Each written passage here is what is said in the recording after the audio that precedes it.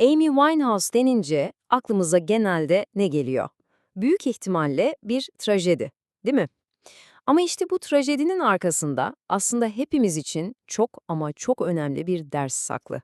Hadi gelin bu hikayenin biraz derinine inelim, katmanlarını birlikte açalım. Hikayemiz Amy'nin ölümünden yıllar sonra başlıyor ve başlangıç noktası oldukça dramatik. Geride kalan o derin yaraları, acıyı, öfkeyi gözler önüne seren bir yazışma. Şimdi sahnede Amy'nin eski kocası Blake Fielder Civil var. Yıllar sonra ortaya çıkıyor ve diyor ki, sadece af dileyebilirim. Amy'nin mezarının yerini soruyor. Belli ki bir yüzleşme peşinde, belki biraz huzur arıyor. Tek isteği Amy'nin mezarını ziyaret etmek. Ama bu isteği sanki böyle taştan bir duvara çarpıyor. Çünkü Amy'nin babasından gelen o affetmeyen, keskin cevap şu: seninle tanışana kadar parlak bir geleceği vardı. Vay! Bu tek cümle var ya, içinde yılların öfkesini, suçlamasını, dinmeyen bir acıyı barındırıyor. Adeta bir çığlık gibi. İşte bu cevapla birlikte hikayemizdeki o büyük çatışmanın fitili de ateşlenmiş oluyor. Peki, bu öfke nereden geliyor? Babası neden bu kadar dolu? İşte bu sorunun cevabını bulmak için rotamızı Blake'in kendisine çevirmemiz lazım. Daha doğrusu kendi ağzından yaptığı o şok edici itiraflara.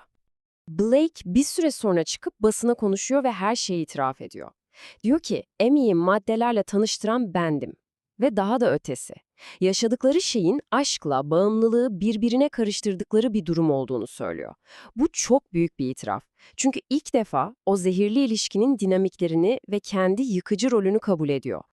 Hatta ilişkilerini tanımlarken kullandığı kelimeler tüyle ürpertici. 3 temel üzerine kurduk diyor. Kontrol, dışlama ve acı.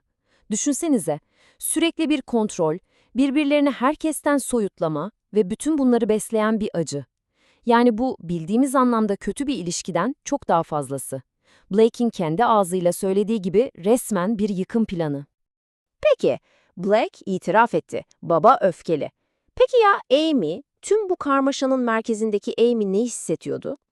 Yani herkes bir şeyler söylüyor, değil mi? Blake konuşuyor, baba suçluyor, medya yazıp çiziyor. Ama tüm bu seslerin arasında hikayenin asıl sahibinin, Amy'nin sesi nerede? O ne düşünüyordu, ne hissediyordu? İşte en can alıcı soru bu. Ve cevap geride bıraktığı son sesli mesajda gizli. Amy'nin Blake'e bıraktığı o son sesli mesajda söyledikleri adeta tüm anlatıyı yerle bir ediyor. Diyor ki, beni maddeler mahvetmedi, beni sen yıktın, kendimi daha çok sevmeliydim. İşte bu son cümle, kendimi daha çok sevmeliydim. Bu sadece bir sitem değil, bu acı dolu trajik bir aydınlanma anı. Suçu dışarıda değil, ilk defa içeride arayan bir feryat. Şimdi işte bu son cümlenin üzerinde biraz duralım. Çünkü asıl yıkımın sebebini burada bulacağız. Bakın, Emin'in sözleri parmağıyla ne Blake'i ne de maddeleri işaret ediyor. Yani evet onlar birer faktördü ama asıl mesele onlar değil. Asıl mesele çok daha içeride yaşanan bir mücadele. Her şey o son cümlede kilitleniyor. Kendimi daha çok sevmeliydim. Trajedinin asıl kaynağı işte bu eksiklikti. Öz sevgi dediğimiz şey, hani böyle sosyal medyada gördüğümüz süslü püslü laflardan ibaret değil. Bu, her gün yanımızda taşıdığımız adeta bir yaşam biçimi. Kendi sınırlarını bilmek, hayır diyebilmek, başkasının onayı olmadan da kendi değerini fark etmek demek.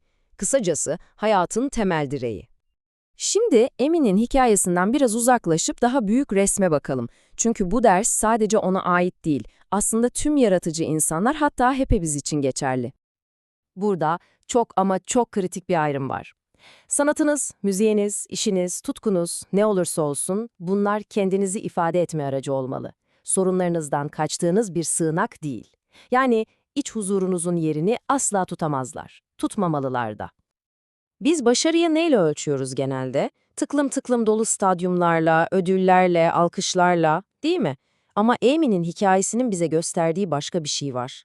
Başarının gerçek anlamı, o stadyum boşaldığında, ışıklar söndüğünde, tek başınayken sahip olduğun o içsel huzur ve dinginlik.